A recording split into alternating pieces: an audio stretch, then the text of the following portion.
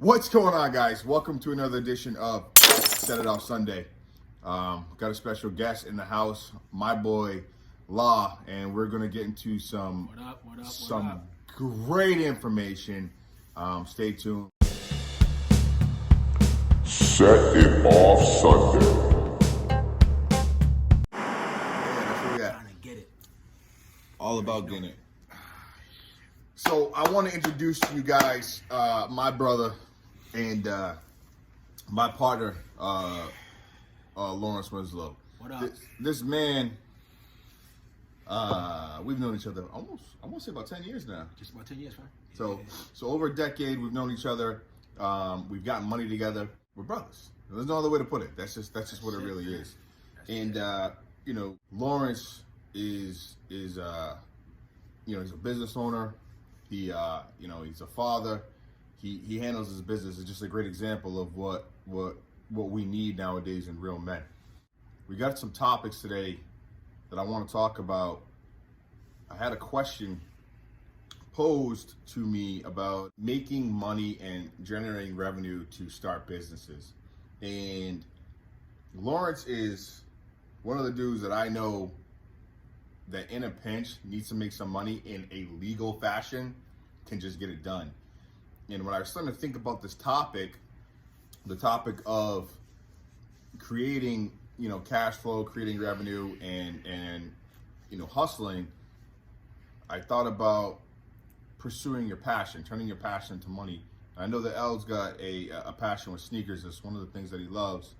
And I've seen this man, take his collection of sneakers or move sneakers in a way and make money doing it. So that's one of the first things that I wanted to talk about was, how did you get into the sneaker game?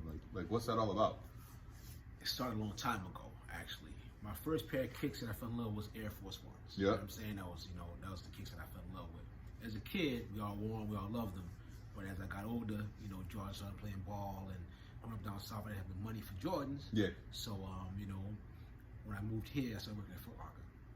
And I remember my first pair of Jordans, I had put them in the back of the room of the closet. It was a Jordan 11s.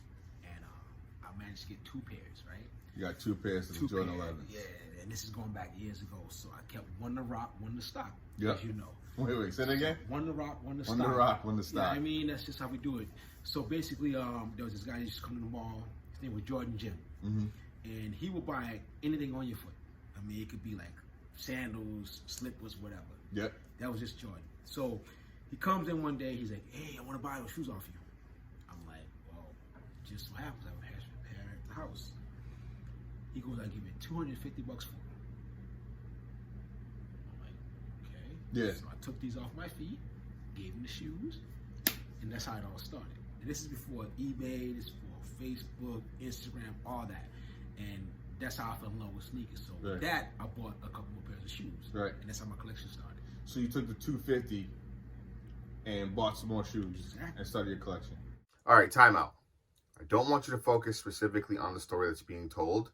I want you to focus on the idea that somebody found something that they loved and had the ability to transform that into a way of making some money.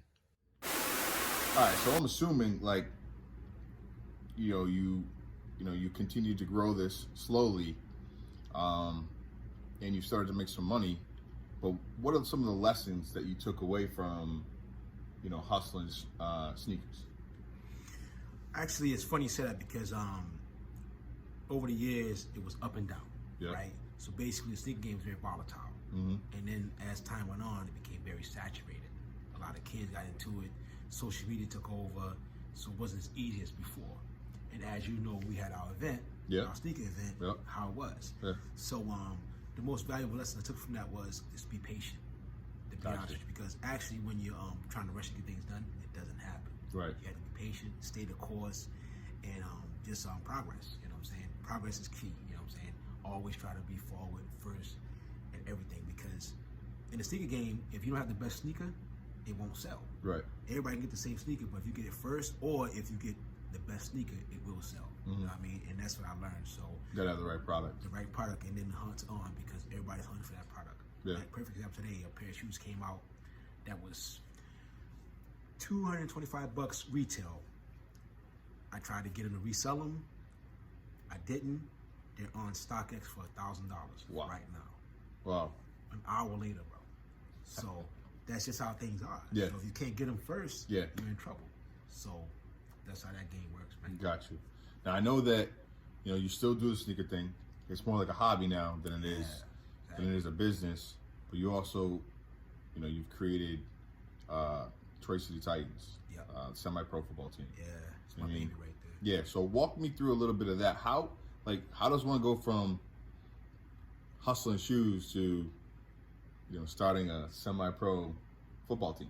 So basically, for me, I've always had a hustler's mentality, right? Even when I was a kid, I used to move mixtapes. Right. You know what I mean? I sell CDs. I've sold baseball caps. You name it, I've done it, right? Mm-hmm. So as I got older and getting around the right people, I just elevated my game. So basically, it's the same formula, but now you're dealing with more people, right? And going from selling shoes by yourself and hustling to grinding, but starting a football team, same philosophies, but now you have to have more moving parts. Yeah. Because now you have more people. It's a team. Yeah. It's not just you know what I mean? Right. So basically, with yourself being involved with it, it became, of wishing. But at the end of the day, it was just something that I wanted to do for my community. Gotcha. And that's how it got me started. It was all about the community, the kids, the people in the city of Fall River, and getting things done. And that's how it came about. So. Community. She said something key there is when you decided that you were going to start your business, you were going to create something, you weren't like, I'm going to make all this money. Nah. You were like, I see a need, and I know that I have the means and the ability to fill that need. Right. I'm going to fill it. Right. So it wasn't like, I'm going to make all this bread. It was it was never about the money, because for me, it's never about the money. At the end of the day, you want to make money, yes, but you chase the dream, not the money. You know what I mean? Right. And too many times people always want to get rich quick, and that's not the way to do it. Yeah. Even with the sneakers, I mean, I learned from a good friend of mine who would sell sneakers at a cheaper price, but at a higher volume. Yeah. So he was still making more money because he was selling at a cheaper price. Right. As opposed to other guys that were just trying to sell that one shoe for all this money. Right. And let's face it, some kids don't have $500-600 to spend on shoes. Right. But if you got $20, $30, $40, you sell all these pieces, you're gonna make it to your $500 to $1,000. Yeah. You know what I mean? So it's never about the money for me. Got you. And the football team wasn't about money. It was all about getting guys together, bringing something to the community, and starting something that would be long lasting. Yeah. Never. So guys, all right, man behind the camera. So guys, I want to make this as practical as possible, and I want there to be tangible things that can be pulled away from these conversations. So you have a man who, first and foremost, had a passion, took his passion and figured out how to make dollars from it. And this is before social media. Nowadays, I personally believe one of the easiest things to do is make money. I don't believe it's a hard thing to do. You have Facebook, you have Instagram, you have Google. There's so many apps and outlets and ways to provide a service or sell a product that it's almost too easy. But where I see the problem with a lot of people and figuring out how to make money, and again, just like in Lawrence's story, his focus wasn't just about making money. His focus was first and foremost working inside his passion, number one, and understanding that it's going to take time. And that's, patience is one of the number one ingredients in anything that's going to be created. I've been privileged to be able to work with this man and see that it's never been about let's go make a fast buck. It's been about how do we provide the best product or service at fair market value and continue to put it out there and take care of our community. Agree with that? Yeah, and I'm going to add to that because basically for me, it's hard when you get older to find something that you love. So if you love something, you have passion for it, hold on to it. Don't let it go, because at the end of the day, that's all you have. It's your dream, your imagination, and your love. Without that, you can't do anything. You can't create anything. So for me, I love what I do, and I'm going to continue to do it to make money and help my community. So like Josh said, patience and passion, those two P's are going to take you a long way, and that's what I do. Yeah, and I know it's not easy. That's a fact. It's never easy, but it's well worth it if you do it the right way. All right, time out. So passion and patience is super important for creating a business and developing a way of getting income. But there are a lot of skills that you have inside of you that may need to be brought out. So one of the most important things is having the guidance of somebody who's been there or that can help you, find that one thing that you're really good at executing. And that's really what we're here for.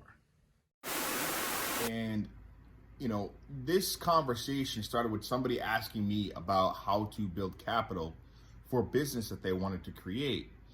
And this is a person who is young, it's a young kid.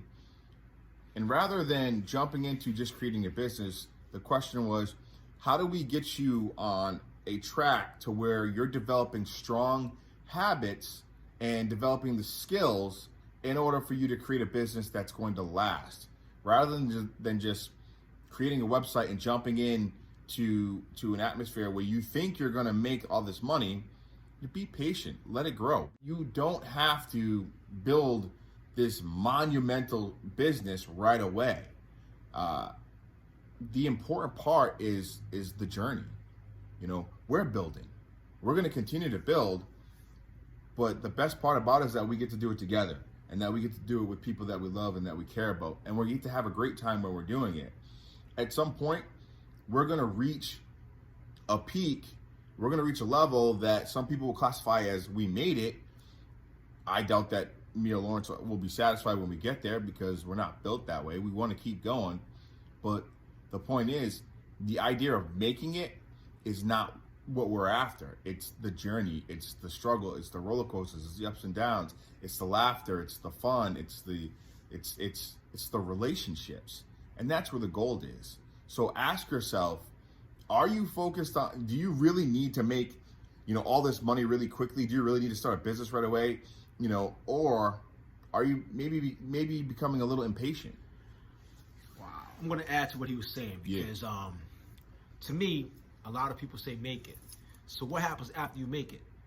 You get comfortable. And that could be you're dead. That could be in a relationship, that could be in business, that could be in whatever you do in your life. So don't just make it, just beyond it. You know what I mean? Go beyond your means, go beyond your dreams. Because once you make it, you settle.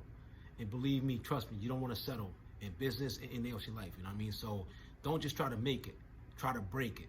Go further, go higher, go faster, but enjoy the process, because the people that are with you are going to make you or break you at the end of the day. And believe me, your team, you got to have a good team, no matter what you do. And when I mean my team, I mean the people in your corner, the real people in your corner, the people that are going to tell you right from wrong, and they're going to break your heart, and they're going to build you up and break you down, because you know what? You don't want to have people telling you, oh, you're the best at everything, or this is the best way to do it. No. People got to tell you some criticism, some bad things. You got to hear the worst of the worst in order to make it beyond. I'm not going to say make it, because I never want to make it. I want to go beyond making it, because that's how you live. You know what I mean? You just can't settle. And that's what I got on that. You know what I mean? At the end of the day, man, we want to be able to provide great content. We want to help people out there. I'm going to post a number, probably somewhere around here. Shoot a text over there. Drop some comments below. Make sure that you subscribe to the channel or click the notification bell. And, let's get it. Listen, we believe that we can change the world, but we're going to need your help to do it. So are you in, or yes or no? As simple as that. Peace out, guys. Have a great one.